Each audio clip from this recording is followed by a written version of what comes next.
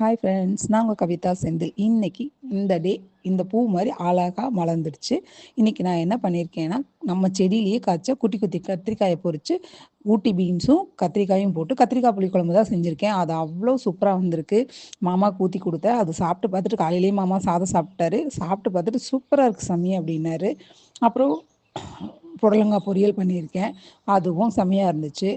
ரசம், தயிர். இது என்னன்னு பார்த்தீங்கன்னா, தம்பிக்கு லஞ்ச் பேக் பண்ணிகிட்ருக்கேன். இது என்ன டிஷ்ஷுன்னு கண்டுபிடிங்க பார்க்கலாம். இது செம்மையாக இருந்துச்சு. மாமா 2 பீஸ் சாப்பிட்டுட்டு அவர் சாப்பிடவே மாட்டார். ஆனால் அவர் சாப்பிட்டு பார்த்துட்டு அவருக்கு ரொம்ப ரொம்ப பிடிச்சிருந்துச்சு. இது என்ன டிஷ்ஷுன்னு கண்டுபிடிங்க. நான் அடுத்த வீடியோவில் அது என்னன்னு சொல்லி கண்டிப்பாக உங்களுக்கு போடுறேன். இப்போ அடுத்தது நெக்ஸ்ட் அதுதான் போட போகிறேன்.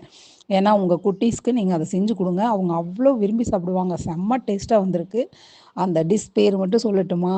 டிஷ்ஷோட பேர் என்னென்னா ராஜஸ்தானி ஆலு பிரெட் பப்ஜி. அது அவ்வளோ சூப்பராக வந்திருக்கு. நீங்கள் உங்கள் குழந்தைங்களுக்கு செஞ்சு கொடுங்க. இப்போ ஃபைனலாக மேலே மொட்டை மாடியில் இருக்கிற பூவையும் பறித்து எனக்கு மாமா கொடுத்தாரு, சாமி கொண்டு போய் வைக்க சொல்லி.